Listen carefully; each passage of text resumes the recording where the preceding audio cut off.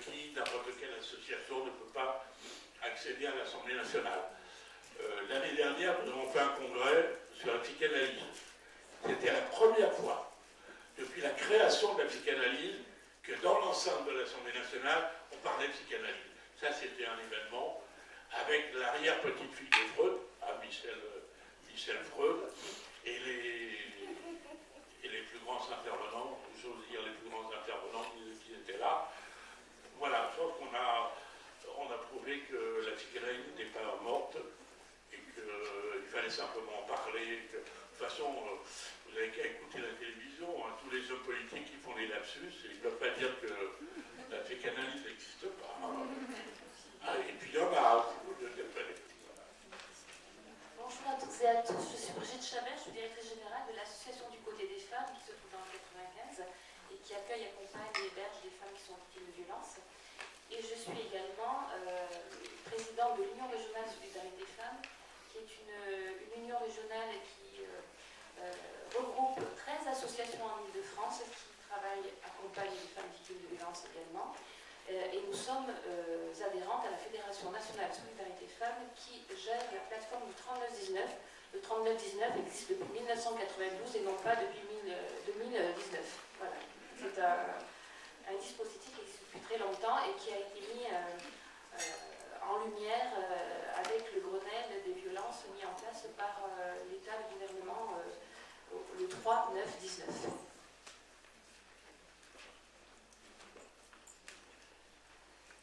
Donc je vais vous présenter un petit peu, on va parler un petit peu des violences faites aux femmes.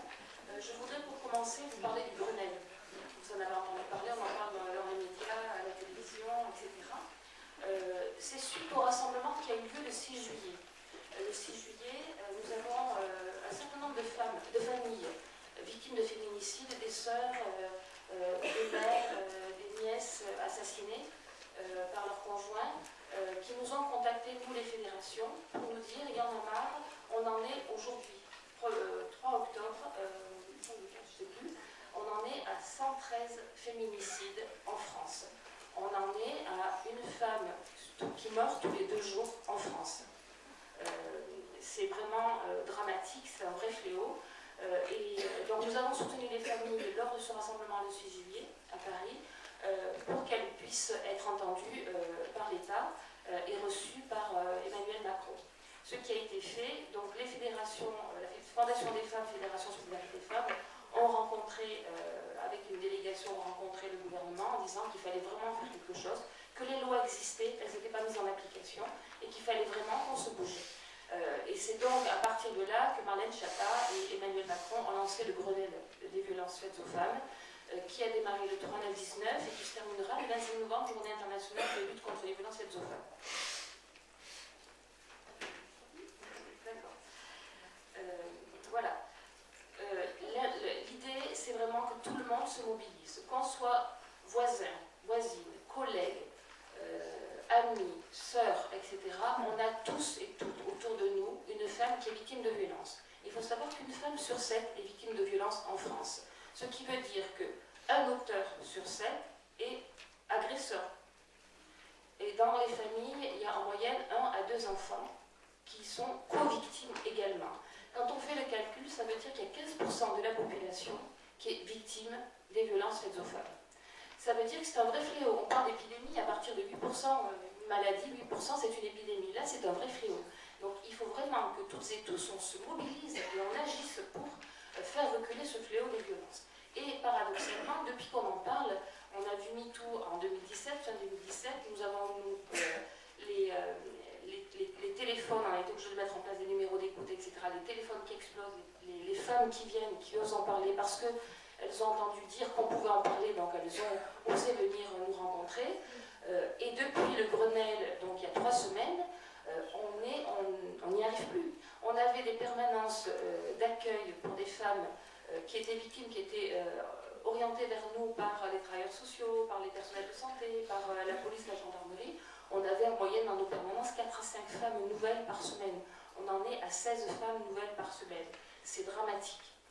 Avec des situations où on a toujours l'impression d'avoir touché le fond, d'avoir tout entendu, et c'est toujours pire. Donc des situations qui sont dramatiques. Encore hier, une femme a été jetée de son son balcon de 12 étages. Tous les jours, on a des situations qui sont pires que la veille. Donc, l'idée de ce Grenelle, pour nous, pour les associations, les fédérations, c'est vraiment de mobiliser toutes et tous, qu'on se mobilise partout, de pouvoir mettre en place des formations à tous les niveaux. Nos associations forment la police, la gendarmerie, la justice, les magistrats. On intervient dans les collèges, les lycées, on intervient dans les maternités, dans les hôpitaux urgentistes pour former, sensibiliser le personnel. Parce qu'une femme qui est victime de violence, il y a des symptômes qui sont visibles. Donc quand on les connaît, on peut avoir une grille de lecture qui va nous permettre de définir et de se dire, ben tiens, ma copine, mon amie, etc., il y a quelque chose qui est bizarre. Et l'idée étant de se dire que ça ne fait pas partie de la sphère privée. Certes, des violences de couple, par exemple, c'est la sphère privée, mais on a l'obligation d'aller taper à la porte quand on entend des cris, quand on entend quelque chose, d'aller taper à la porte, même si on se fait jeter par la personne qui va ouvrir la porte, c'est de dire « j'ai entendu, je sais qu'il se passe quelque chose », et de pouvoir dire à madame, quand on va la rencontrer dans l'escalier, etc., vous savez que vous n'êtes pas seul, vous savez qu'il y a des associations qui peuvent vous aider, qui peuvent vous accompagner, qui peuvent être là pour vous. Ne restez pas seul, ne restez pas isolé. Donc c'était un peu le message que je voulais faire passer là tout de suite aujourd'hui. Donc les violences, c'est un continuum de violences. On se rend compte, vous parliez tout à l'heure de prostitution, on se rend compte qu'en fait les femmes que nous accompagnons, il faut oser poser les questions. Dans nos associations, pendant plusieurs années, on existe depuis 40 ans, nos associations qui ont démarré un petit peu comme vous disiez, une femme qui crie dans la rue, des militants qui se mobilisent et qui décident de monter une structure, etc. Donc c'est un peu la même démarche. On ne posait pas la question de la prostitution à l'époque parce que ça ne venait pas l'idée. Les prostituées, c'était des situations particulières. Aujourd'hui, les femmes que nous accueillons, nous leur posons systématiquement la question sur la prostitution. Et nous avons 40% de femmes qui sont victimes de prostitution, qui se prostituent mais qui ne parlent pas de prostitution parce que c'est monsieur qui leur demande d'avoir un acte sexuel avec un ami, avec un copain, avec un voisin, etc. Pour elles, on nomme pas cet acte-là prostitution, mais quand on travaille avec les femmes sur ce continuum des violences, on se rend compte que à un moment donné, violence, donc on parle plus de femmes battues parce que aujourd'hui on parle des violences pour les raisons suivantes. Les violences, c'est les violences psychologiques, c'est les violences physiques, c'est les violences administratives, économiques. C'est des femmes à qui on dit pour te protéger parce que la société est violente, tu vas rester enfermée dans la chambre. Elles pensent être protégées, non, elles sont séquestrées. On les isole, elles ne peuvent plus téléphoner à leurs amis, et petit à petit, elles se retrouvent toutes seules et isolées. Donc les violences faites aux femmes et ce continuum de violences, c'est les violences conjugales, c'est les viols. Une femme est violée toutes les 7 minutes en France. Vous imaginez, toutes les 7 minutes en France, par un voisin, quelqu'un de proche de la famille. Les mariages forcés, des jeunes femmes, la semaine dernière, nous sommes allés chercher à Roissy une jeune femme qui était en terminale à Sarcelles, qui est partie au pays pendant l'été, s'est retrouvée mariée de force, est revenue soutenue par le lycée et par les enseignants et les enseignantes qui en étaient occupées, ont pu la recueillir, l'héberger, et puis elle est en train de démarrer une formation actuellement. Donc être vigilant aussi par rapport à ça dans nos métiers de travail social, d'enseignants, etc. Le trafic des femmes et des jeunes filles, on sait qu'il y a un certain nombre de lieux où des jeunes filles sont enfermées, sont droguées et sont livrées à la prostitution après par des réseaux mafieux. Les violences dans les conflits armés, systématiquement, ce sont les femmes qui vont être victimes en premier lieu pour le déshonneur de la famille, etc. Donc nous avons des femmes qui ont un parcours migratoire, qui viennent en France. Quand on parle des personnes migrantes, on ne parle jamais des femmes. Il y a 47% des femmes qui sont des migrants qui sont des femmes et qui viennent avec leurs enfants, qui ont décidé de partir de leur pays parce qu'elles sont victimes dans des pays en guerre, sont victimes de viols, sont victimes de violences, et elles ont un parcours migratoire qui va être un continuum de violence. Elles arrivent en France ou en Europe, et là, elles vont être à la rue, encore une violence, et encore victimes de viols et de violences. Donc c'est vraiment des femmes qui vivent des situations qui ne s'arrêtent pas dans la violence. Les meurtres d'honneur, donc quand une femme dans certaines communautés décide de se séparer, de divorcer ou de partir, c'est un déshonneur pour la famille. Donc ce sont des femmes qui sont en très grand danger. Les infanticides des petites filles dans certains pays, et puis les mutilations génitales féminines et puis autres pratiques dont on entend parler de plus en plus. Il y a certains pays qui pratiquent le repassage des seins pour que justement les jeunes filles ne puissent pas être la proie des prédateurs ou des hommes, et on leur met après des ceintures autour des seins pour que les seins ne poussent pas. Vous voyez un petit peu l'horreur dans la violence. Bon, c'est pas très rigolo ce que je vous raconte, mais c'est vrai qu'on a vraiment besoin d'être forts ensemble, on a vraiment besoin de tout le monde. En Europe, les violences conjugales sont la principale cause de mortalité des femmes de 16 à 40 ans, devant le cancer et les accidents de la route. Ce dont on ne parle pas non plus dans les chiffres qu'on donne, c'est que les femmes se suicident aussi, parce qu'à un moment donné, la violence est telle que ça devient plus supportable, elles se suicident, et là on n'a pas de chiffres, parce que les suicides font partie de statistiques globales. Une femme sur 4 effectue un IVG dans un contexte de violence. Plus de 50% des femmes victimes de violences conjugales sont dépressives. 40% des cas de violence physique commencent pendant la grossesse, la première grossesse. La femme est enceinte et c'est à ce moment-là que la première violence commence. 3 millions d'enfants vivent dans un foyer où des violences conjugales ont lieu. Un viol sur 2 est le fait d'un conjoint violent. Tout ça pour dire que les violences, elles concernent vraiment beaucoup de personnes en France et qu'il faut vraiment qu'on s'agisse. Alors, l'Union régionale Solidarité Femmes, donc, qui concerne les 13 associations de notre fédération, regroupe 13 associations qui sont implantées dans 7 départements et qui œuvrent dans le champ de lutte contre les violences avec tous les aspects qui concernent l'émancipation des femmes. Nous avons des associations donc, qui accueillent et qui écoutent les femmes. L'idée étant qu'une femme qui est victime de violence, donc souvent on nous dit oui, mais il y en a qui racontent des histoires, etc. On sait très vite si une femme raconte des histoires ou pas. La femme qui est victime de violence, elle va être ambivalente. Elle va revenir sur ce qu'elle a dit. Elle ne sait plus où elle en est. Certainement qu'aujourd'hui on parlera du choc post-traumatique. C'est-à-dire qu'elle va avoir à un moment donné un court-circuit dans le cerveau que je laisserai expliquer par les experts, qui fait que cette mémoire traumatique, elle va oublier ce qui s'est passé, et les violences vont être de plus en plus importantes et de plus en plus fortes parce que justement elle est sidérée, elle est sous emprise et qu'elle ne peut plus réagir aux violences. Par exemple, dans une entreprise, quand on repère qu'une femme, une amie, une collègue est souvent absente, est souvent en arrêt maladie, et complètement devient anorexique, perd l'appétit, au contraire boulimique. Ce sont des signes, des symptômes qui peuvent nous interpeller. Une femme qui au contraire se met tout d'un coup à se maquiller de façon importante. Les RH des entreprises, des institutions devraient prendre en compte les violences et nous les formons pour pouvoir avoir une grille d'évaluation et pouvoir repérer quand un certain nombre de symptômes sont visibles. Donc nous devons pouvoir repérer ces symptômes-là, nous, toutes et tous.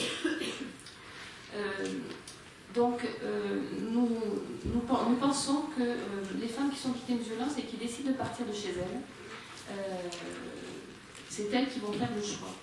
Souvent, nous avons des partenaires qui nous téléphonent en disant « Il y a urgence, j'ai reçu une femme, là, la semaine dernière, une travailleuse sociale qui nous appelle en disant « J'ai reçu une femme, ça fait 1 an que je la suis, elle avait un bonnet sur la tête, elle a toujours un bonnet sur la tête. Cet été, je lui ai dit « Enlevez votre bonnet, madame, il fait très chaud. » Et quand elle a enlevé son bonnet, elle a vu qu'elle avait la moitié de la peau qui était arrachée. Donc elle nous appelle en urgence en disant il faut absolument que vous appeliez madame, madame est en danger, etc. Ça faisait un an que cette femme aurait pu être repérée. Sauf que c'est pas si simple. On ne peut pas dire à madame, bon ça y est, vous partez, on vous héberge, on s'occupe de vous, etc. Madame doit décider du moment où elle va partir. Il faut qu'elle mature cette décision-là. Parce que si elle ne le décide pas, on va l'héberger par exemple, elle va rester 3 jours, une semaine, elle va toujours être en contact avec l'agresseur, elle va retourner au domicile et c'est à ce moment-là qu'il y a passage à l'acte. De la même façon, il y a des lois qui disent que quand il y a un conjoint violent, il y a éviction du conjoint violent. C'est-à-dire que c'est le conjoint violent qui doit partir de l'appartement. La loi existe. Sauf que une femme qui est victime de violence, le conjoint violent va partir. Il perd à la fois sa femme, ses enfants et en plus le logement. Donc il y a un passage à l'acte qui se fait de plus en plus souvent. D'autre part, madame, elle n'a pas envie de rester dans l'appartement. Elle a été tabassée dans la cuisine, elle a été cognée contre le radiateur, elle n'a pas du tout envie de rester dans l'appartement parce que ça lui rappelle des scènes de violence. Donc il y a des lois qui sont importantes, intéressantes, sauf que, mise en application, ça peut avoir des effets contraires, puisque le passage à l'acte, on se rend compte, par exemple, en ce moment, depuis qu'on parle de plus en plus des violences et qu'on communique beaucoup, on a un gouvernement qui communique beaucoup sur les violences, on était à 3 jours, une femme qui était victime de féminicide tous les 3 jours, on en est à tous les 2 jours. Donc on a le sentiment que plus on en parle, plus il y a passage à l'acte. Alors, nos associations, donc 67 associations en France qui accompagnent les femmes victimes de violences, de toutes les violences, harcèlement au travail, violences sexuelles, violences sexistes, cybersexisme, on travaille sur tous ces sujets-là, on intervient dans les collèges et les lycées pour parler aux jeunes des réseaux sociaux, pour les protéger, leur permettre de se protéger, faire de la prévention. Nous pensons que pour les hébergements de ces femmes-là, il faut des hébergements dédiés. Il ne faut pas des hébergements généralistes où on va accueillir tout public. Parce que les femmes vont se retrouver dans des hébergements avec des auteurs de violences. Et c'est la double peine pour elles parce qu'elles sont déjà traumatisées et elles vont encore plus s'isoler. Le travail que nous allons faire, nous, dans nos hébergements, c'est un travail de déconstruction des violences, d'explication des violences, du cycle des violences. Le cycle des violences, qui est une spirale, c'est-à-dire qu'au départ, tout est beau, tout est rose, on s'aime, on s'adore, etc. Petit à petit, on se dit, on est tellement bien ensemble qu'on ne va pas aller voir notre famille ou nos amis parce qu'on se donne envie de rester tranquille ensemble. Et puis petit à petit, la femme est isolée. Et là commencent les insultes, le dénigrement. Et petit à petit, elle se dit, oui, je ne suis pas à la hauteur, elle culpabilise en disant, oui, là, ce soir, j'ai fait de la soupe, mais elle n'était pas bonne, ou alors elle était trop chaude, l'heure de elle est trop froide, il y a toujours quelque chose qui ne va pas. Et petit à petit, on commence à passer donc, aux violences psychologiques, empêcher de dormir, etc., dénigrement, et puis les premiers coups arrivent, souvent à la première grossesse. Et puis, le lendemain, monsieur va s'excuser. On appelle ça la lune de miel, c'est-à-dire qu'il va y avoir un temps où ça va aller mieux. Excuse-moi, j'avais bu, j'étais fatiguée, mon patron m'a dit ça, ou mes collègues m'ont fait ci. Voilà. Il y a toujours une raison particulière. Et puis, lune de miel, on va aller au restaurant, on va sortir, on se fait un week-end, etc. Et puis, quelques temps après, ça recommence. Et c'est un cycle qui va être de plus en plus rapide, de plus en plus violent, etc. Donc ce cycle des violences-là, on le déconstruit avec les femmes, on leur explique d'où ça vient, pourquoi. La Convention d'Istanbul, qui est la convention internationale, européenne mais internationale, l'ONU Femmes a défini pourquoi les violences. Les violences sont liées à la domination masculine, au patriarcat. Donc, comment lutter contre tout ça? C'est travailler l'égalité entre les femmes et les hommes. On voit bien que déjà au niveau professionnel, il y a des inégalités au niveau des salaires, avec des diplômes égaux, les femmes sont 17% moins payées que les hommes, etc., etc. Donc quand on lutte, nous, toutes et tous, partout où on est, contre ces inégalités-là, pour faire avancer l'égalité et pour faire reculer ces fléaux. Donc des lieux dédiés parce qu'on déconstruit les violences et on permet aux femmes de devenir autonomes. C'est-à-dire que nous avons des espaces d'emploi et de formation qui vont permettre aux femmes, petit à petit, à leur rythme, de se former, de retrouver de l'estime d'elles-mêmes. On travaille avec des chorégraphes, avec des danseurs, avec des gens qui vont faire travailler, faire permettre aux femmes de reconquérir leur corps. Nous avons mis en place des chantiers, par exemple, du côté des femmes, on a un chantier d'insertion dans les métiers du bâtiment. Pourquoi des métiers dans le BTP? Pourquoi des métiers dits masculins ou techniques? Parce qu'on s'est rendu compte que les femmes qui allaient on travaille donc au niveau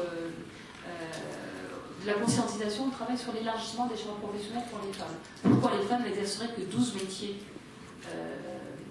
métiers dits féminins, alors qu'il existe des tas de métiers qu'elles pourraient exercer. Donc nous avons à Sarcelles et à Cergy des modules qui s'appellent la promotion des métiers, où on invite toutes les femmes à participer, toutes les femmes qui le souhaitent, qui viennent de tout horizon. Et par exemple, nous avons mis en place une semaine sur les métiers du transport. Alors les métiers du transport, on travaille sur la déconstruction des stéréotypes. Pourquoi pas le transport pour les femmes? Et on fait venir des personnes atypiques, des femmes atypiques. Par exemple, on a fait venir une femme pilote d'avion, une femme conductrice de bus, c'est plus courant, et deux femmes qui sont chauffeurs routières et qui ont fait le tour du monde avec leur camion. Et quand ces femmes-là viennent expliquer ce qu'elles font, elles sont dithyrambiques, elles sont emballées, etc. À l'issue de cette formation-là, on avait 12 femmes, il y en a 4 qui sont dans les métiers, qui sont à la STIVO et à la RATP, qui sont en formation actuellement pour être conductrices de bus. Voilà, c'est essayer d'avoir des profils atypiques, des femmes qui font du numérique, qui font du codage, qui vont donner envie, qui vont expliquer un peu leur expérience, qui vont donner envie, qui vont donner envie aux femmes de s'autoriser, se permettre d'aller vers des métiers qu'elles auraient peut-être envie de faire, mais qu'elles n'osent pas, exercer. Et donc, tous ces métiers-là, on se rend compte que les femmes qui sont victimes de violences, qui ont vraiment perdu l'estime d'elles-mêmes, ces métiers ont un fort pouvoir de valorisation. Pourquoi? Parce que ce sont des métiers atypiques pour des femmes, parce que quand on organise des chantiers d'insertion, là on a un chantier d'insertion qui va se faire dans le cadre des Jeux Olympiques. Donc c'est très valorisant pour les femmes de participer à des Jeux Olympiques en faisant du second œuvre, on fait tout ce qui est second œuvre. Mais au fur et à mesure, chaque fois qu'on fait un nouveau chantier, on fait une exposition, on invite les élus, on invite la population, on invite les habitants, les habitantes, etc. Les gens viennent en disant « Oh, vous êtes sur des échafaudages, oh, 3e étage, 5e étage, ah, mais c'est vous qui avez fait ça, etc. » Et l'image de la population, des gens qui viennent les voir, change, et le regard change, et les femmes voient ce regard et sont valorisées, et donc se retrouvent avec une légitimisation et puis un pouvoir d'agir qui est très important. Donc ces métiers dits masculins qui sont réservés, techniques, qui sont réservés à une partie de la population, le fait que les femmes les exercent, ça leur permet vraiment de se reconstruire, elle le dit symboliquement, en même temps que je déconstruis la maison, je mets toute ma colère dans ma déconstruction, et puis quand je reconstruis au fur et à mesure, j'ai l'impression aussi de me reconstruire. Donc c'est vraiment important. Donc nos associations travaillent à la fois sur sont spécifiques, c'est-à-dire qu'elles vont travailler sur les violences. Pourquoi les violences? Contre les femmes, parce qu'en fait les femmes sont sous emprise. Et donc on sait que tant qu'elles sont sous emprise, tant qu'elles ont peur, elles ne pourront pas retrouver une nouvelle vie. Et le fait de déconstruire les violences et de comprendre d'où ça vient, elles sortent de la peur. Et du moment où elles n'ont plus peur, les violences s'arrêtent, même si elles sont parties, elles sont éloignées du conjoint, il y a toujours la pression des enfants. Quand il y a le passage, la garde alternée ou la garde les week-ends, etc., c'est toujours un moment violent où il peut y avoir passage à l'acte aussi. C'est pour ça que souvent, nous, on conseille aux femmes de faire le passage de bras quand il y a un échange d'enfants devant les commissariats pour qu'elles ne se mettent pas en danger, parce que suivant où ça peut se passer, ça peut être très dangereux pour elles. Et nous avons un dispositif sur le Val d'Oise aussi qui est national maintenant. Le Val d'Oise a été expérimental pour le dispositif du téléphone grave danger. Donc le téléphone grave danger, c'est un dispositif qui permet, quand nous repérons une femme qui nous paraît entrer en danger, il faut contacter nos associations, il faut contacter le tribunal ou le CIDFF qui se trouve au bureau d'aide aux victimes au tribunal pour qu'il puisse faire une évaluation de la situation. En 2 jours, la femme peut être bénéficiaire d'un téléphone grave danger. Ce téléphone-là lui est remis et quand elle se trouve en situation, en principe, l'agresseur n'a pas le droit de l'approcher. Si elle se trouve en situation de danger, elle déclenche le téléphone et la police intervient tout de suite. Ça a évité un certain nombre de féminicides. Et aujourd'hui, demain, lundi, je participe à... donc, je ne sais pas si vous avez entendu parler de Madame Jolicos, la présidente du tribunal de Cergy-Pontoise, souhaite expérimenter le bracelet électronique pour les agresseurs et les auteurs de violences. Et lundi, nous rencontrons l'entreprise qui est sur le Val d'Oise et qui va mettre en place ce bracelet électronique qui sera certainement annoncé par le gouvernement, par Marlène Schiappa, le 25 novembre et qui va être généralisé. Et donc ça va être un plus pour les femmes qui pourront, qu'on pourra protéger d'autant. Voilà.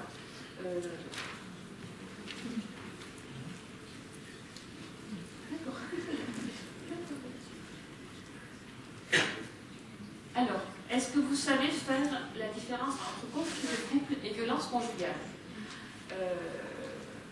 Si le Grenelle ne sert pas à grand-chose, on verra si on a des annonces de financement ou autre. Pour l'instant, on a des annonces, mais pour l'instant, on n'a rien. Et au vu, notre association du côté des femmes dans la Valoise, on refuse 30 hébergements de femmes par mois. Et ce sont que les femmes qui nous contactent. Les travailleurs sociaux, les CCAS, la police, la gendarmerie, les bailleurs sociaux nous disent qu'ils sont contactés régulièrement par des femmes. Donc je ne sais pas, je n'ose même pas annoncer un chiffre du nombre de femmes qui tous les mois se retrouvent à la rue. Et donc, comme elles sont à la rue, elles décident de retourner au domicile. Dans le Val d'Oise, il y a un dispositif qui est particulier, qui n'existe que dans le Val d'Oise, c'est les signes d'hôtel. Je ne sais pas si vous en avez entendu parler. Donc les femmes qui sont victimes de violences, elles vont porter plainte au commissariat, et le commissariat peut délivrer les signes d'hôtel tout de suite. Sauf que s'il n'y a pas d'hébergement après les signes d'hôtel, donc déjà, vous savez comment se passe le 115 et le nombre de personnes qui essaient d'appeler le 115 tous les jours et qui n'arrivent pas à trouver d'hébergement, ces femmes-là, elles vont avoir donc signes d'hôtel, mais c'est jamais dans le même hôtel. Souvent, c'est un hôtel, il faut partir à 7h du matin et il faut attendre le soir pour savoir dans quel autre hôtel on va être hébergé. Donc elles partent avec leur sac, avec leurs enfants sous les bras, elles se retrouvent à la rue la journée. Qu'est-ce qu'elles font? Elles retournent au domicile. Et là, c'est encore pire. Voilà. Donc ces signes d'hôtel, c'est intéressant, mais ce n'est pas suffisant. Et il faut vraiment, nous, on demande des places d'hébergement d'urgence et on voudrait ouvrir une structure 24/24 où on puisse accueillir les femmes jour et nuit avec un guichet unique où elles puissent porter plainte, où elles puissent avoir des gynécologues, des psychologues. On travaille beaucoup le trauma aussi, donc avec des psychologues qui sont spécialisés dans le MDR et le FT. Et c'est exceptionnel le travail qui est fait par ces psychologues-là parce que en quelques séances, les femmes arrivent vraiment à travailler leur psychotrauma et à sortir des violences et à redevenir des femmes debout. Voilà. Donc nous revendiquons vraiment et nous nous battons vraiment pour dire qu'il faut des espaces dédiés pour les femmes, pour qu'elles se retrouvent en intimité, en solidarité, en sororité. Et c'est ce qui fait qu'elles se rendent compte qu'elles ne sont pas toutes seules, qu'elles sont... que d'autres vivent les mêmes choses, et c'est parce qu'elles sont en solidarité qu'elles vont se soutenir, et que d'autres femmes vont venir les marrainer, parce qu'on a des femmes qui disent, bon, moi, ça y est, je m'en suis sortie, je voudrais faire du bénévolat, mais je ne veux pas aller ailleurs, je veux venir dans votre association, parce que j'ai de l'espoir maintenant, et je veux transmettre cet espoir-là aux autres femmes. Pour terminer, je voudrais dire un petit peu, par rapport au Grenelle sur les violences faites aux femmes, nous voudrions un vrai plan Marshall, c'est-à-dire que c'est bien de parler des violences, et le mot féminicide maintenant est acté dans les termes, peut-être même juridiques bientôt. On parle plus de conflits ou de crimes passionnels, etc. On parle vraiment de féminicide, d'assassinat de femmes. Donc on voudrait vraiment développer et créer des lieux spécifiques où les femmes puissent venir et être accompagnées sur tous les sujets qui les concernent, que ce soit la formation d'emploi, mais aussi tout ce qui est psychologie. Et je n'ai pas parlé des enfants qui sont co-victimes, les enfants sont co-victimes. Si on ne fait pas de travail avec les enfants qui savent, même s'ils ne voient pas, ils savent que leurs mères sont victimes de violences, si on ne fait pas un travail avec les enfants qui sont co-victimes, ils deviendront à leur tour auteurs de violences. J'ai rencontré un neurobiologiste américain, qui est un Français mais qui vit à Chicago, qui fait une étude actuellement dans toutes les prisons aux États-Unis. Donc il a aménagé un camion avec des IRM, etc., un certain matériel médical, et il propose, en les payant, aux psychopathes de les rencontrer pour savoir un petit peu au niveau neurobiologie ce qui se passe dans le cerveau et pourquoi ils sont passés à l'acte. Il me disait que je l'ai rencontré l'année dernière, 98% des psychopathes qu'il rencontre ont été des enfants dont les mères ont été victimes de violences. Donc, ce qui est important pour nous sur ce plan qui va être dévoilé le 25 novembre, c'est des financements pour former l'ensemble des personnels, l'ensemble des institutions. On a mis en place, notamment sur l'est du Val d'Oise, des plans pluriannuels avec un certain nombre de villes, Sarcelles, Boussainville, Fos, Villiers-le-Bel, etc., qui sont des plans pluriannuels où les élus sont formés, sensibilisés aux violences, l'ensemble des personnels.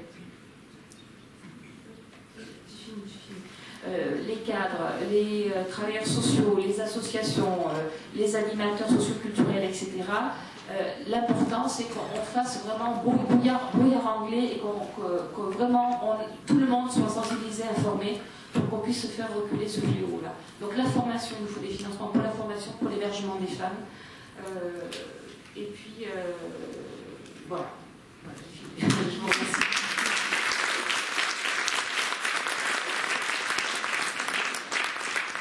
Si vous avez des questions à poser, juste une remarque, vous êtes dans la salle, 80% de femmes. Comme ça, par hasard, je remarquais.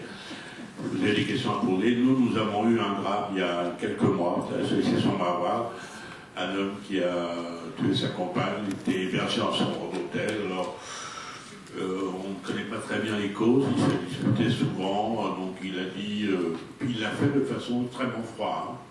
Il a été se promener, quand il est revenu, la police était là, tout ça, il n'y avait aucune émotion particulière, en se disant qu'elle l'avait trompé et que voilà, il l'avait su. Et voilà, c'était un choc pour nous, pour l'équipe et surtout pour la psychologue qui s'est occupée de la dame, qui était très très mal en point.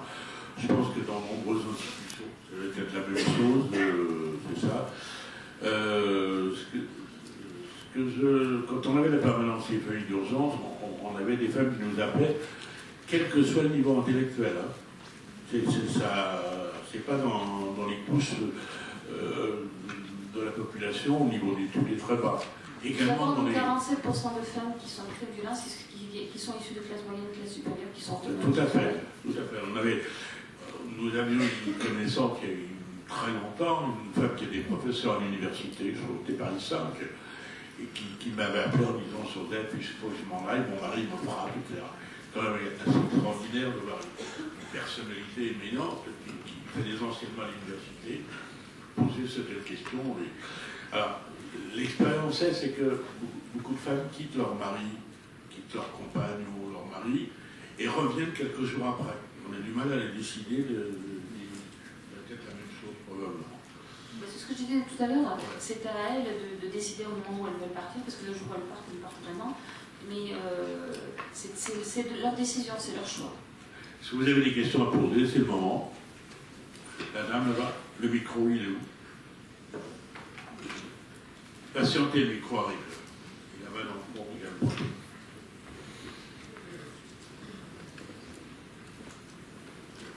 Oui, bonjour, docteur Arena, médecin psychiatre. Je voudrais réagir un petit peu à ce que vous avez dit. Nous accueillons, nous, en consultation des femmes victimes. Et évidemment, je partage largement tout ce qui a été dit du côté des femmes et de ce qui se passe actuellement.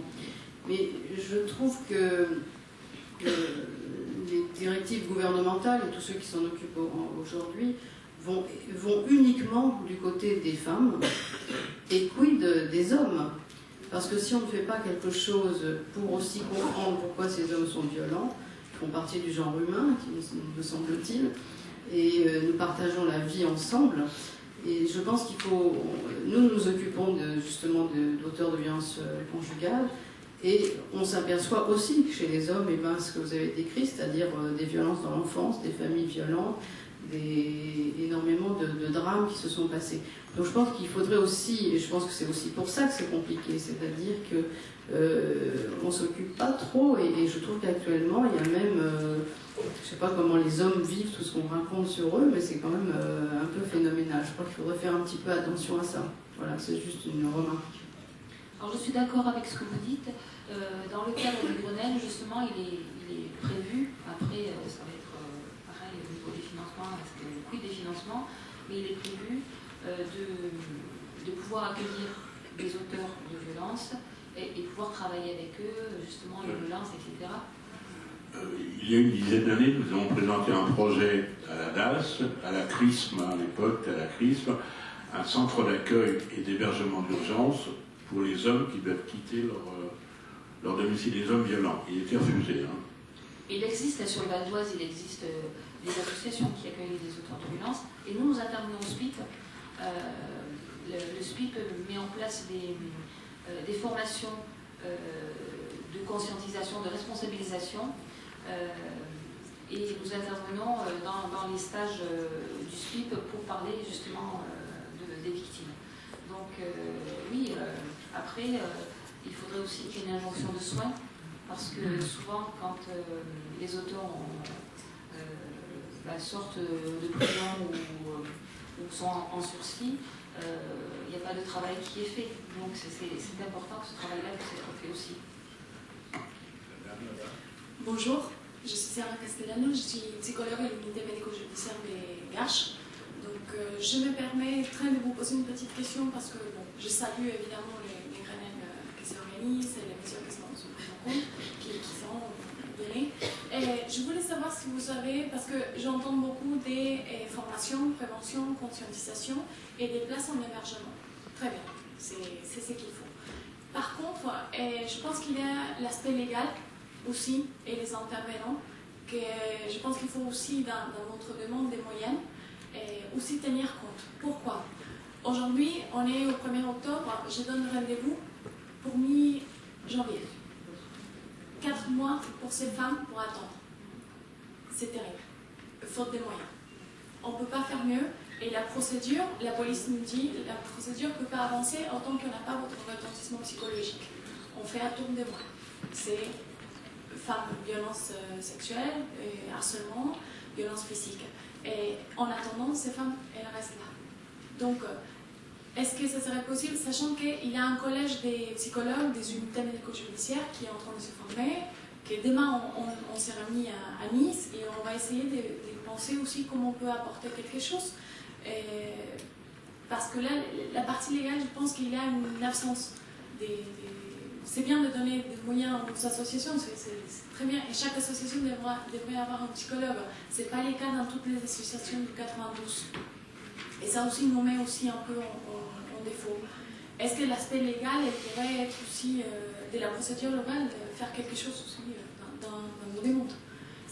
Moi, je ne suis pas du tout l'État. Hein. Non, c'est dommage, mais... Je sais. Voilà. Mais c'est dans les remontées des fédérations, il est demandé des unités spéciales juridiques, il est demandé au tribunal, etc. Parce que le problème des UMJ, c'est le problème aussi du tribunal. Les dossiers ne sont pas traités, donc il y a des situations qui sont dramatiques aussi parce que il n'y a pas suspension de l'autorité parentale quand il y a des violences qui sont très importantes, etc. Donc c'est un financement global qu'il faut à tous les niveaux. On verra ce qui va ressortir du Grenelle et la Zagon. Merci. Et si je peux me permettre, pour répondre au docteur psychiatre qui a posé la question par rapport aux hommes, je voulais transmettre, je suis attachée à l'Université de Strasbourg, il y a 2 personnes, Madame Anne Péveno, la vice-doyenne de l'université, et Madame Kermetz, qui font des travaux sur justement la prise en charge des auteurs de violences sexuelles. Merci. Merci. Il n'y a plus de questions, donc on va donner la parole à Gérard Premier. Je vais vous le présenter brièvement, hein, parce que si je lis son CV, voilà, dans 10 minutes. Hein. Alors, il est psychanalyste, psychiatre, docteur en psychologie, professeur des universités, professeur honoris causa de l'université de Rosario. Vous savez tous où ça se trouve, non? En Argentine.